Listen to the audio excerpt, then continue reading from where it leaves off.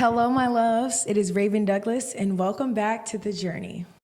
So, for our first episode back, we are having former collegiate quarterback Justin Fomby join us. He is currently pursuing his professional football dreams.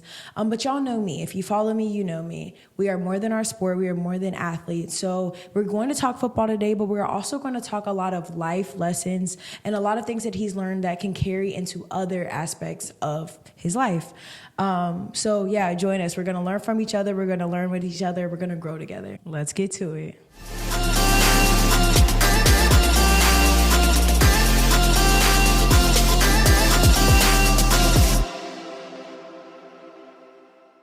So just to start it off, how would you describe yourself? What do you want people to see about you that they may not usually see? So I think first and foremost, I'm a faith-based man. I think that's really the main thing that drives everything that I do, whether that be football, sports, whether that be music, anything in that regard. Like, I know that that's the staple that I walk from, talk from. Like, my foundation is that strong. And it started with my family because my family really, they, instilled those values into me as a young kid. And just having integrity, being authentic, leading with love and being a servant. Those things are kind of the main foundation as to, my brand as far as who I am, what I represent. And so, obviously transitioning from being in a space of, organized sport when it comes to the collegiate level and moving into life, like anything that I touch, I want to make sure that I, kind of just embody those characteristics in everything that I do, whether that be in relationships, whether that be in, whatever that may be. Just that's really the main thing. So. So what is that? I feel like that's something that we say a lot as far as it's important to be faith-based. It's important to have that foundation. But what does that really look like to you in practice? So whether it be in football or in your relationship, in your friendships, like how do you display being a faith-based man? I would say it start by leading with integrity. I think that's the main thing. Is like, I feel like that person is a lost art today. Like, I feel like there's so many people that kind of just get by doing what they do just because they can, that like they negate the fact that there's a standard that God calls us to live by. And I think that, just treating people right, leading with love, and like I said earlier, like being a servant, I think is the main thing, is looking for, ways to put down your ego, because I feel like as a man, like, that's something we have to wrestle like every day. And I think that especially in the competitive world when it comes to sports, like we're taught to kind of boost our ego and build up our ego and build up some of those things that, give us that competitive edge. But like understanding that we're not bound by that and our identity is not in that. So I think that's the main thing, is understanding who you are, understand who you answer to, being able to submit and be, submissive to God and, those around you that, have value. Yeah. And, I think those are the main things for a man that would show up. So. Yeah. I think it's interesting you said, like, we're not bound to that. So culture always tries to create, like, a certain image and a certain narrative in how you need to be successful as an athlete. Yeah. And I think that's probably one thing that I struggle with in my journey is I was still trying to figure out my identity in Christ and what I needed to do and what I needed to balance between when it comes to being a Christian and also being an athlete. So like finding that identity, I guess, was probably the biggest thing to create, I guess, that type of foundation, if that makes sense. What would you say is like, some of the things that you did to kind of help that? Because I know some people it takes time, some people it takes one moment, some people, it depends on the situation. So what did that look like for you? Yeah, I'd say for me, it was just having an understanding. So I just tried to stay in the Word as much as I could, which I should have done way better than when I was going through stuff. Like when I hit adversity and stuff, I should have leaned more in staying in the Word and trying to get a better understanding than kind of leaning on emotions. But when I was more consistent in trying to figure it out, I would say the biggest thing is I would like try to spend as much time in my Word as I could. As much time as I could is like learning what God says about us, learning the instruction that He's giving us, and like finding ways to apply that in life so that I'm growing in understanding and taking steps in kind of seeing what He has or what the vision He has for me, if that makes sense. Yeah, it does, for sure. Yeah. What about you? I mean, for me, it was a little different, being that I grew up in the church. So like a lot of those things were kind of instilled young and kind of just, constant reminders. But I think for me, the most pivotal times where I feel like I really had to, overemphasize it or try to, be more focused in it was when I, like you said, going through hard times. And I think that like there's so many times where I've been through things where I did the opposite, that I've learned to, what, leads me to do the right thing, what causes me to do the wrong thing, kind of finding those patterns that I've found in my life that I'm able to fix or, identify. So I think that's one of the main things, is identifying what those patterns are and what they look like when you go the wrong way, and then switching that to, it might be one thing that you got to change. Maybe like where you go. I know there was a couple times where like I found myself in a pattern where I wasn't really like grounded in the right things, but it was due to the fact that I would take the same routine, literally like physically walking. So I made a conscious decision, okay, instead of going here at this specific time that I normally do as a routine, I'm going to throw my routine off and walk over here. And then that kind of just changed the trajectory of the way I was coping with certain things. And, it kind of evidently helped me out a lot. So that's kind of the way that I handled that. So you also had to be in different environments too. So how did that affect like adjusting to or having to adjust your routine or what you're learning about yourself in different environments? I think the biggest one was when I went to Iowa. That was one of the main ones because it was such a culture shock. And like I had to constantly remind myself of my foundation. I think that's one of the main things is like, I think when I look back to what I looked like when I was in high school, because I did an interview when I was getting recruited in high school, and then like when I went to Iowa, like I was slowly becoming a completely different person. So I think that just my environment, I'm thankful for the fact that I had to go through that, because that environment really made me like have to understand, all right, this is what it takes to work hard. This is what it takes to stand firm in what you believe in. And this is what you have to do, especially like as a black man too. Like that was a major thing that was up in that area, because I would look around the lunchroom and there'd be just me and nobody else. And it was just like, I really had to understand like, okay, like I can't let myself waver on certain things when it comes to my standards. I can't let anybody, trick me out my spot for lack of a better term. And I also just had to understand that like I'm here. And I got my support system back at the crib, but I got to stand on my own too. And I think that's what kind of helped me to, develop that. And then moving to Houston, I think that was, that was a different demographic because it was wilder. It was a whole lot more access to a lot of different stuff. Yeah. It was a whole lot more. It was a lot more fun. I gotta say that. And I think for that though, like I really had to understand that the discipline that I, walked in for the majority of my life, I had to overemphasize that and make sure that I stood grounded in those things. So obviously I slipped up a couple times, but understanding that never getting too far from the tree is what I like to. I wouldn't say like to say, because I'm a person of high standard. I like to do what I do and make sure I do it the fullest of what we're supposed to. But understanding that we are human too, and things are gonna happen. So yeah. So do you feel like these lessons, I feel like you kind of dropped a few gems as far as like lessons that football has taught you so far. Would you feel like these are things that you've been able to carry in other aspects of your life? And has this really affected how you view yourself and the rest of your life?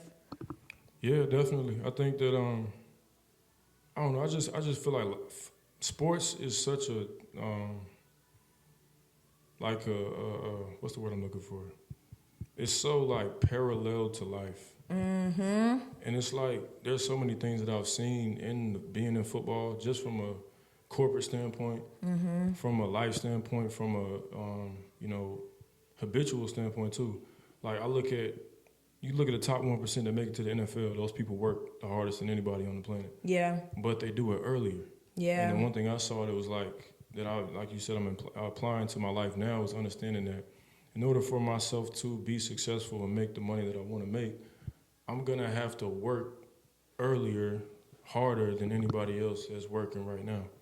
And that's going to translate to what I want in the future. So I was just having a conversation about that too with somebody, that it was just like the importance of understanding that the time frame and the timing of everything is key. And understanding that like you work for like 10, 15, 20 years and sacrifice the fun that you have at an early age, you're gonna live the rest of your 20s and 30s and 40s. Like if you make it to the league, you're gonna live the rest out of your time just enjoying yourself. Yeah. And it's like a lot of people don't understand that like even though it might look fun right now, you're gonna pay the price later on. So pay the price now so you don't gotta pay it later. So. Yeah, I think that also brought up a good point too, is a lot of people see the fun, a lot of people see the glamour and what comes after, but a lot of people don't see the sacrifices, the late nights, early mornings, like all those times, the tears, sweat, blood, like it's a lot of things that people don't see and they forget to recognize that a lot of these athletes put a lot more than they think. Then now you think about the added pressure as well with social media and everybody got to comment on everything. So it's a lot more. Yeah. But okay, would you say that is kind of fueling your dream now? Or what would you say is really fueling your dream to continue to try to pursue your professional dream? I think it's a combination of things. One, my pride. I want to say that I got paid for playing the game that I've been playing for so long.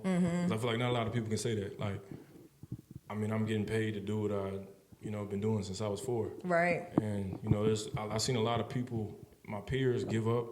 A lot of people that threw in the towel. I've seen a lot of people just didn't work out. And for me, like, being one of the last few people standing in my class, that to me is like, I want to be able to say that, I took it all the way to the furthest extent, not just to college. Also, the dream also is to, financial freedom, but in doing so, helping my people. I think that's one of the main things that a lot of people do this for, including me, is that like I know that, I've seen people sacrifice day in and day out, week in and week out, month in and month out, year after year.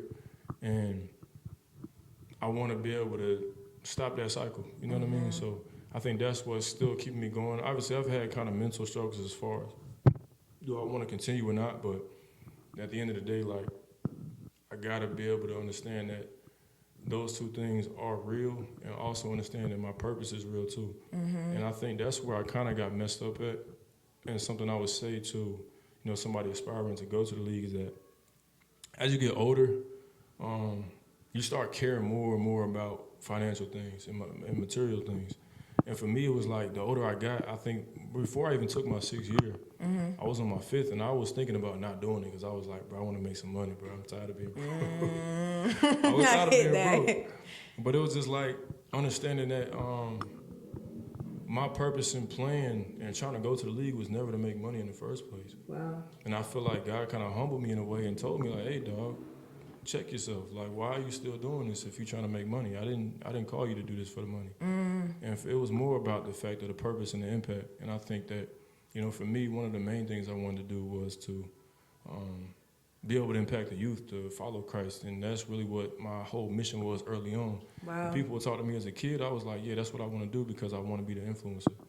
And not from a Instagram influencer standpoint, just in real life. Right. And, I lost sight of that, and I wanted to make money, and I wanted to be rich, and I want to be, comfortable and all those things. And, I'm kind of understanding that, okay, now I have to recenter myself and understand that, okay, let's get back to the purpose. Right. So, okay, I feel like you have talked about a little bit when it comes to, like, your growing up and kind of when it comes to, like, your youth journey, if that makes sense. You said you've been in the church, and then from a young age, you knew that you wanted to be able to impact the youth. So was there anything, like, maybe significant or important that happened in your childhood that you would say kind of made you into the man that you were, or like why is that the biggest thing for you to want to impact the youth? I really don't know. I feel like there's something that's just always been there. I don't know. I think that I really don't know. That's a great question. I've never been asked that before. Why would I want to help the youth? I think that's just a natural, for a servant's heart, I think that's a natural kind of path to follow, I think. And I think that, seeing it so much, I think seeing it a lot growing up was something that also influenced it, I would say, just subconsciously. I think that there was a lot of people that I saw that were like pouring into the youthful people. And I think there's also a level of neglect that I had as a kid that I think that I definitely tap into. And it's me being vulnerable, but I'm real. It's okay. Me. But I think that as a kid, like I feel like I was always struggling on my own, with the exception of my close family. Okay. And like I always had to figure it out. And it was like my story is kind of crazy. If we really got into it, we'd be here all day. But and being backstabbed a lot, being like depending on people that were supposed to help me, but they ended up neglecting me a lot. I feel like having somebody that doesn't do that is important to me, and I feel like, obviously my kids, my children are definitely going to reap the benefits of me going through that. But also I think that, I was just thinking about this before I came over here, that I think there's a responsibility for us as black people to look out for one another beyond what we're doing. And I think that's a problem too, because I agree. I know I'm getting off topic a little bit, but Good. I was thinking about this, and it's like, when I think about them, and them is them, right? I got you. They have a level of passing down of information and passing down of things and adoption of things that they systematically have an advantage over. Yeah, right? yeah. But they allow themselves, I won't say allow themselves, but they make sure that they pass things down. Yeah. And because of the way that things have gone so far, and it's just in life in general, just the time span of us being on Earth, there's been a, removal of different things that have caused us to lack in certain areas. Yeah. So, like, for example, most of the time that I know, the most of people that I know, they, have two in the household. And that's something that, pipeline of, passing this information down is evident. Yeah. And I was thinking about it, and I feel like that there has to be, for us, being that was something that changed for us, there has to be an overcompensation for, men, I believe, like me, to step into places where we might not have biological ties to. We might have just it might just be I see you, that's it. Yeah. And step into that space and be able to impact that person and give the knowledge and give the game, not just, oh, I got it, let me keep it for myself. Yeah. And I think that that's definitely something that I've seen. Is like, I've seen examples of both sides. I've seen examples when I was growing up of people that poured into me and went out of their way to do so.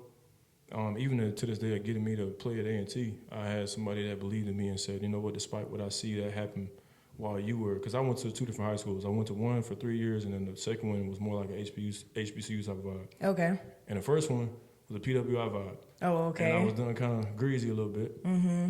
But it was Coach William Lee, shout out to him.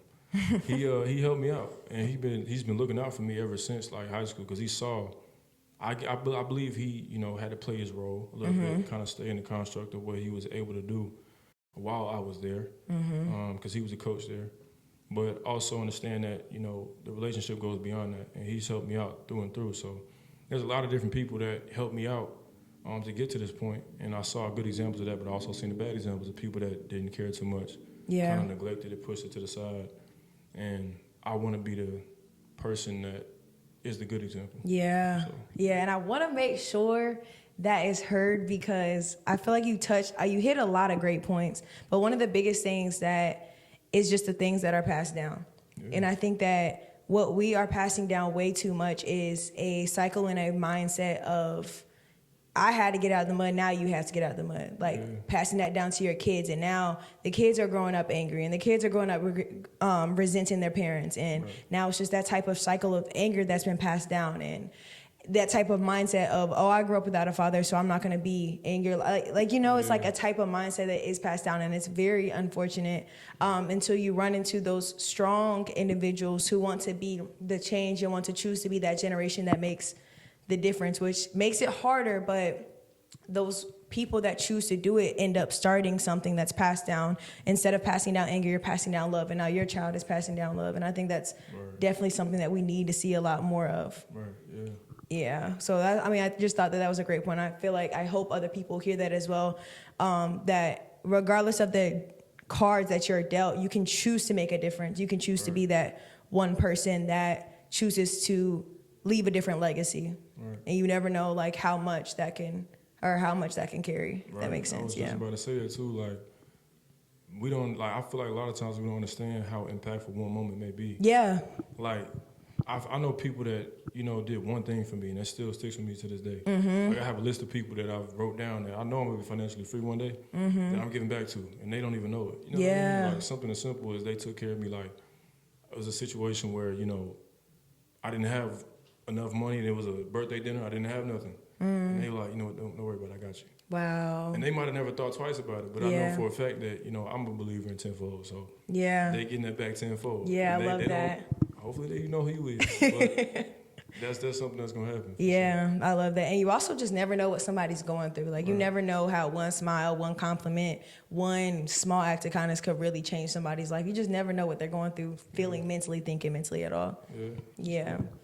So can you talk about kind of now, like, what your day looks like when it comes to pursuing your professional dream and kind of how you've had to balance that with adulting? Ooh. Oh, God. And give me some tips because I'm about to start too. Shoot. Get a mentor. That's the first thing I say. Okay. Get a mentor. Okay. I feel like I don't have one, but if I did have one, life would be a whole lot better. Okay. But, you know, as far as my day-to-day right now, I'm really focusing on finishing my master's. That's really the main thing. I've had a couple opportunities to play for different teams here and there, but obviously Pro Day just came up. It was good, bad, good, a little bit of everything. Okay. So I'm kind of being real with the process right now, understanding that, you know, Plan B is real now. Like, it has to be. Because at the end of the day, like, the dream is the dream, but it might not be real. You know what I'm saying? That's a reality I had to face. And I faced it a long time ago. I went through a situation when I was in Iowa that, you know, football let me down, and I never thought that would be the case. And you know, doing that, it kind of opened my eyes to see that there's more to the picture. I feel like for so long, so many people saw me as just, oh, I'm Justin, I play football. And, like, I was more than that at the time, but I never gave them anything else. So when I hit that point where football failed me, and I was the hardest worker, I believe I was the most talented. I took care of business. I never was a problem. And it still failed me. It was just like, okay, yeah, we got to figure something else out, because I put all my eggs in this basket. And, shoot, if it can go like this, what's going to happen 2-3 years down the road? And that was my, I think, sophomore, junior year. So now, you know, you know, I wake up and obviously I make sure I try to pray, read every day. I'm not consistent with it right now. I need to be better for sure. It happens. It's the truth. Yeah, it happens. It's a journey. I'm going to tell y'all the truth. This walk with Christ ain't nothing. Like, it ain't no easy. I'm going to tell y'all the truth. Yeah. But yeah, I do need to be better with my schedule. I keep it a buck with that. Like, do I work out every day? No. Should I? Yes. I'm more exploring the different, you know, avenues and creative sides of where I am and what I want to explore. I'm really focusing right now on creating a blueprint of what I want my life to look like. So that's kind of, you know, the I can't give an exact, like, blueprint of what my day looks like. I should be able to, and it definitely probably needs to change, like, tomorrow. But I think that, you know, for me, the blueprint is, you know, once I get a blueprint, because I'm the type of person that, like, I have to have structure to be able to function. Yeah. And, you know, once I get that set in stone, written down, now it's just a matter of following it every day. And I think that, you know, right now, while going through this process, I'm definitely making sure that I'm, you know, figuring out what that blueprint looks like for the rest of my life. Because for me, it's about, you know, building that consistency and that habit now so that when I get to 40, 35, I don't got to worry about nothing. So I done worked on these habits, built these habits, been consistent in these habits for 10, 15 years, maybe even 5. Yeah. And I'm good now. So I think that's what it looks like. Advice I would say for somebody about to go into it, like I said, get you a mentor. Keep in touch with your network. That's a big thing. And I think that a lot of people, well, I wouldn't say a lot of people. There's people that do and some people that don't. I'm one of those people that's kind of antisocial a little bit. And I stick to myself. Like I said, I had to adopt that mentality of, like, figure it out on my own as a kid. So as a result, I've kind of developed that mentality of I don't need nobody. But I know I do. And, you know, what I say is, like, I do have a strong network. Do I keep in touch with those people all the time? Not necessarily. Recently, going through this process, I was able to reach out, or I really just organically, a lot of people that were in my network just reached back out.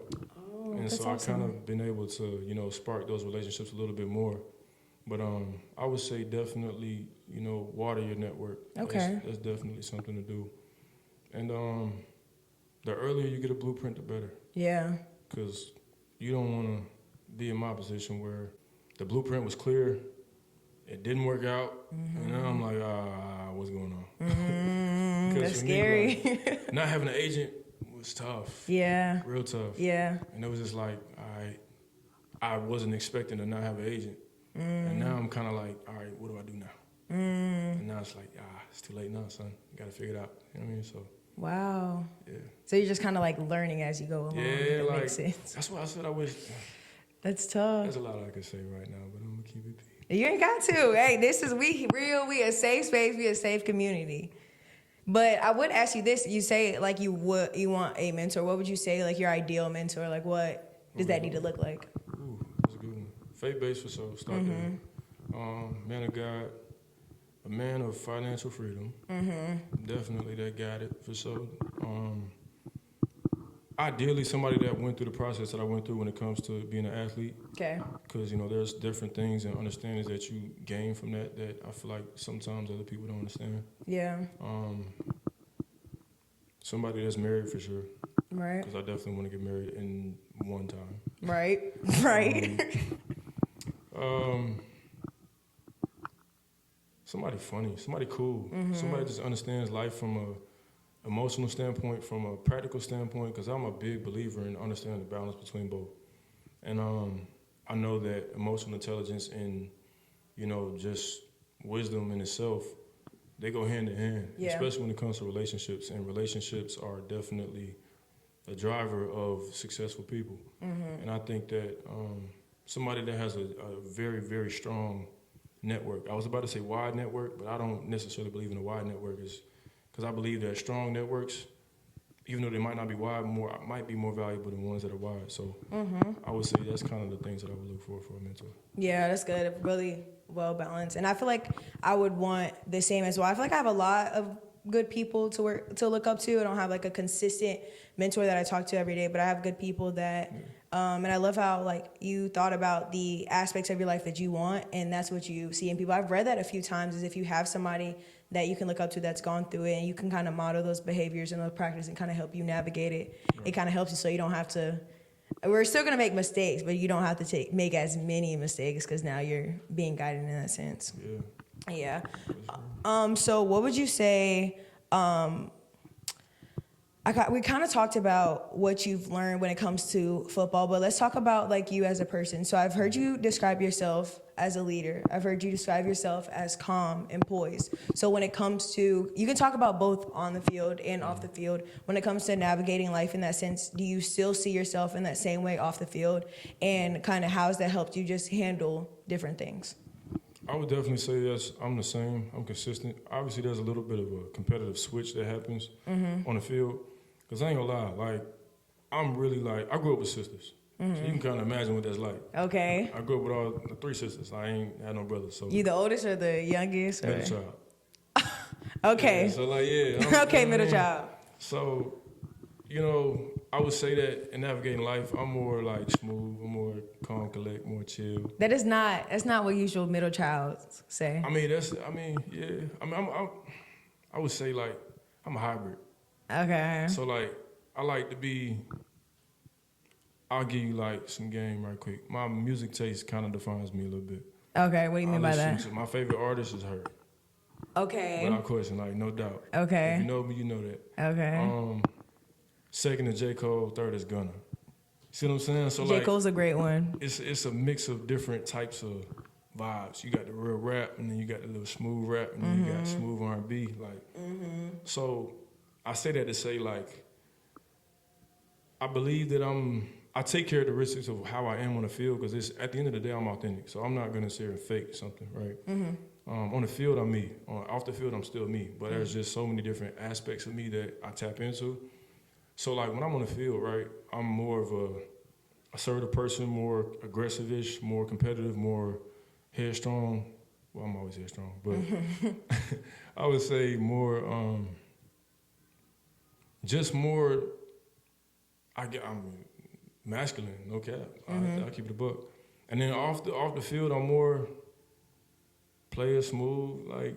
Not okay, I wouldn't player. say I'm not feminine at all, but it's like I'm more chill. You know what I'm saying? I'm less like in your face, whoop the whoop. You know what I mean? I'm more relaxed, and I feel like a lot of people don't get that vibe off me because I'm very argumentative. I ain't gonna cap. Okay. I'm very argumentative. Okay. I don't think it's like a bad. Well, some people say it's a bad thing. Some people don't. But that probably comes from being with sisters. I feel like as women, we be trying to get our point across. I got a take on that though. What is the take? Hot Be take, careful. Hot take 101. Here we Be go. careful. We going viral today. I personally believe, you know how people say, or I be watching different things and observing, right? Okay. You know how women say that like a man going back and forth is sassy or feminine?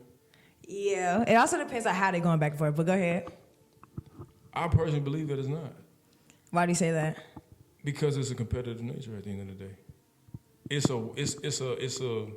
It's a knack for power. You know what I'm saying?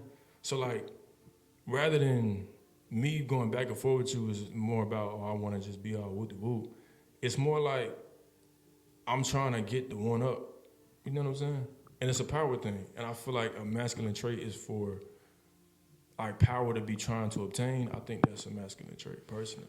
I feel like a true man, when it comes to the power, I feel like, and it's not a sense that you can't get your, because I feel like men should be able to advocate for themselves. Is it something that they don't like? And we having a conversation, it could be a conversation, going back and forth. But I don't feel like wanting that one up or that power. I don't feel like that's a masculine thing. Like, I don't feel like I would want a man that is so worried about one upping you. Right. You know what I'm saying? Yeah. Like, I don't feel like that's like I feel like that's like a boyish thing, more childish thing. You know what I'm saying? I can agree with that. Yeah. And then I definitely, you know, I'm more the type that like, I like to argue because I enjoy it. Okay. But like, that's what my mama told me I need to be a lawyer. But when it comes to like actual like real stuff, yeah, I don't like to argue. I like to just chill. Like, all right, let's talk about it. Let's be more cognitive about it. Let's be intelligent about the conversation. Figure it out through, you know, being mature about everything. But I don't know. I just don't think that arguing is a feminine trait. So when in your relationship, how do y'all handle conflicts? Oh, we talk about it. Yeah, we talk about it. Okay, so it's not really an argument, it's more of a conversation. Yeah, it's definitely a conversation. And if it's, I say like, for me, I'm a very headstrong person. Okay. I ain't gonna cap. I mean, so I'm the type that like, it's what it is. You know what I mean? It's hard to say, but I mean, it's real. Like, it's what it is. And it's not, my thing is I'm reasonable. So I'm never gonna like say something that's crazy. I don't believe. I don't believe I'm a, you know, kind of assert something that don't make sense. Okay. I'm a firm believer in understanding like holistic perspective and getting both sides of the coin before making a judgment or decision. And I feel like because my approach is more holistic based and it removes and applies emotion in the ways it should be or shouldn't be, I think it creates a more clear response or a clear point of view to understand things by. And so that's why I said I'm more headstrong in that regard, where I lead in that. Yeah. I think that's being able to navigate that space and being, you know, well-rounded in that. That's why I like being well-rounded. Like, if you're being well-rounded and understanding your emotions, understanding logic, understanding both perspectives, and being truthful about everything that you're trying to do with intention, I think that, you know, that's a place where you can be in a position of leadership and do that. So yeah, I see that part. I definitely see that part. I think that's probably, I feel like everything has to have a good balance to it. And when it comes to leading as a God-fearing, like, as a God-fearing man, you are supposed to be headstrong because you're supposed to lead. So you're supposed to be able to, you know, be like strongly rooted in that type of foundation. So if you have that understanding, you'll be able to listen and also converse. So I can see that part, like a good balance, I would see. Yeah. Going back to the music, though, would you say you do make music? So would you say that your music tastes and reflects in your lyrics that you create now? I am personally a huge J. Cole fan. So is it kind of connected there? How does your lyrics come about? So it's a mix of different things. I think my music is really based on experience. It's based on futuristic perspective. Okay.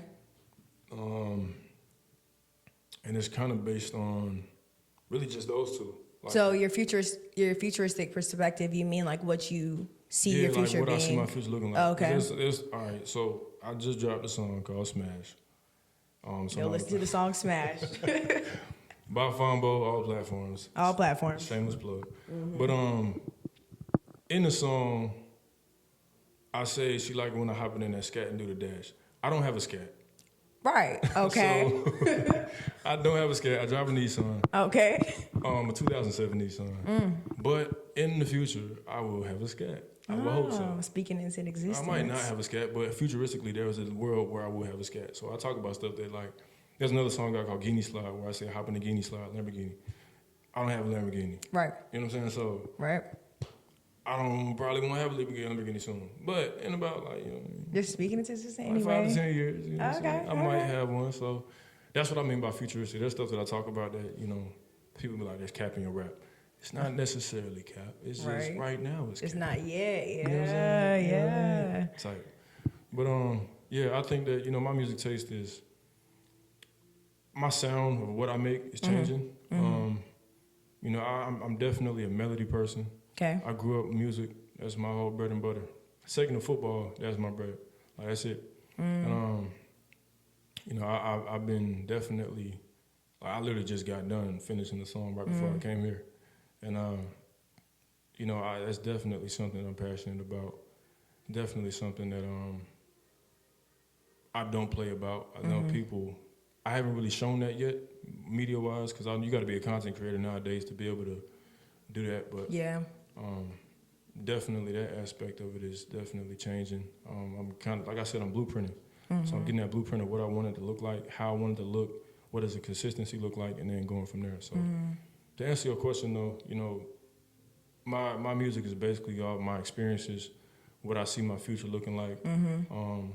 And sometimes I do storytelling. Sometimes I do, like, other people's perspectives and stuff like that, especially when I get into the R&B world. I kind of like to talk from other people's perspectives, some of the stuff they've been through. And, you know, that's my bread and butter right there. I like that. Now, I did talk about, so by the end, we are going to do, like, go through one of your songs, listen to one of your songs, put everybody on or whatever. But before we get there, I did want to ask you, is there anything that we didn't touch on, anything that you haven't been asked before that you want people to know, or that you would say, any question, any information that you wanted to put out there, any advice, anything?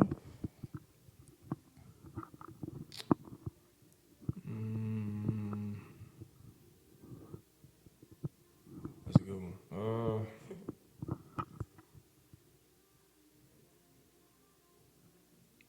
Like, any final words, last thoughts type situation? Yeah, any thoughts?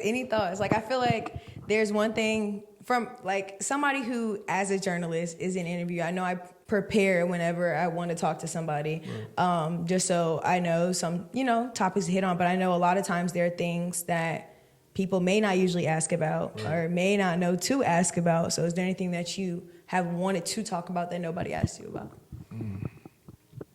Something I wanted to talk about and nobody's asked me about.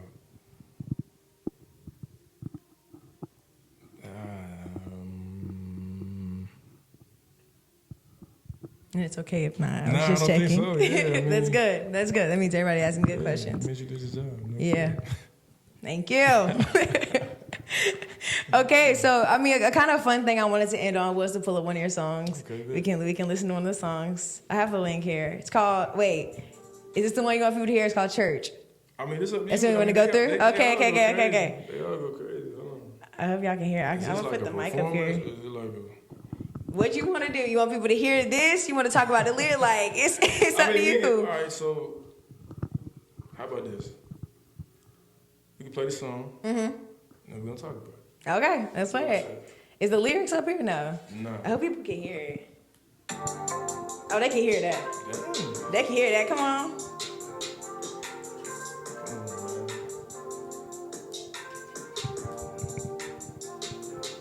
Oh, I can't see.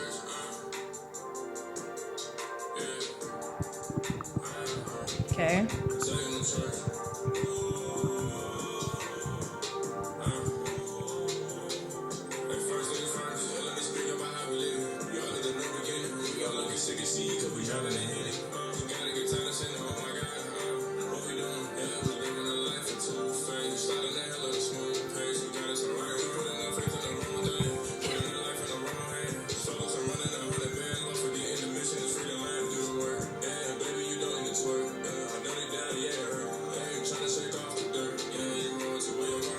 Okay.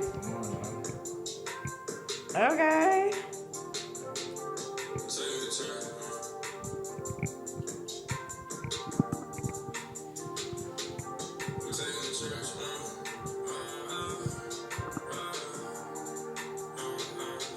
You find these beats yourself?